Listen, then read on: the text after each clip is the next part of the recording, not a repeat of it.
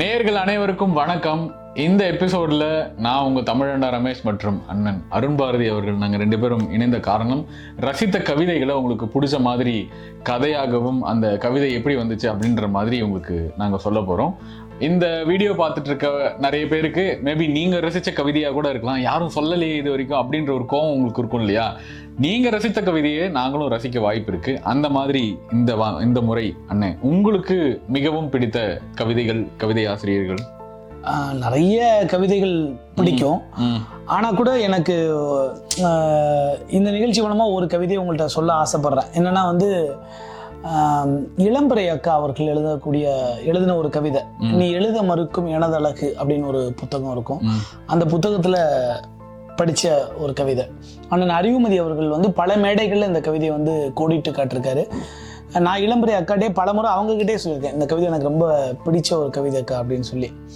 என்னன்னா அம்மாவை பற்றி எழுதியிருப்பாங்க. பொதுவாக நம்மளாம் அம்மாவை பற்றி எழுதணுன்னா என்ன எழுதுவோம்னா, 100 சாமிகள் இருந்தாலும் அம்மாவே ஒன்றை போல ஆகிருமான்னு கேட்போம். அபிராமி, சிவகாமி, இப்படி எத்தனை கடவுள் இருந்தாலும் ஒன்றை மாதிரி ஆகிடுமான்னு கேட்போம். இல்லை அம்மானா சும்மா இல்லடாம்போம், இல்லை 10 மாதம் சுமந்தவளை, இப்படி தாயை பற்றி ரொம்ப பாராட்டி தான் எழுதியிருப்போம். இவங்களும் தாயை பற்றி பாராட்டி தான் எழுதுறாங்க. ஆனால் என்னன்னா அதில் ஒரு உண்மை, ஒரு சோல்னு சொல்லுவாங்கல்ல, எந்த விதமான அந்த முலாம் பூசப்படாத, சாயம் பூசப்படாத ஒரு சத்தியத்தை கவிதையை எழுதியிருப்பாங்க. எனக்கு ரொம்ப பிடிச்ச ஒரு கவிதை என்னன்னா, தாலாட்டு பாடாம தனித்தழுக விட்டவளே, காட்டு வேலைக்கென்ன கதற விட்டு போனவளே, வயது 10 முன்னே வயலுக்கு இழுத்தவளே, பள்ளிக்கூடம் போனாக்க பணமா கொடுக்குறாங்க, இடுப்பு துணி சரியில்லாம படிப்பண்ணடி உனக்கு, பாடி வயலுக்கென வம்பு செஞ்ச ஏந்தாயே, மணிக்கணக்கா படிச்சாக்க மண்ணெண்ணைக்கு எங்க போவேன், பரீட்சைன்னு என் பாவத்தை கொட்டுறியே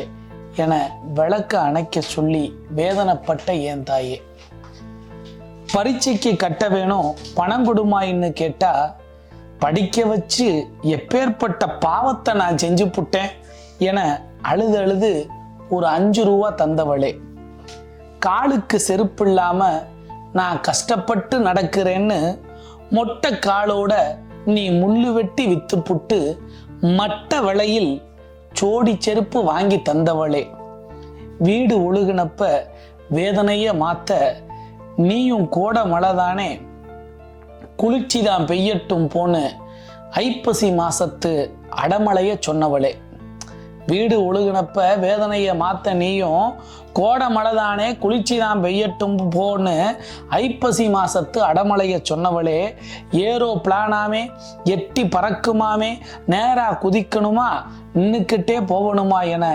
93லயே துணிச்சலா கேட்டவளே, என்ன பெத்த ஏன் தாயே, உன் பள்ளிக்கூடத்து மக பாட்டு கட்டி பாடுறேமா, நான் எங்க தெரிஞ்சாலும் என் இதயத்துல வாழுற உனக்குத்தான் மொத பாட்டு என் உயிர் பாடும் தாளாட்டு.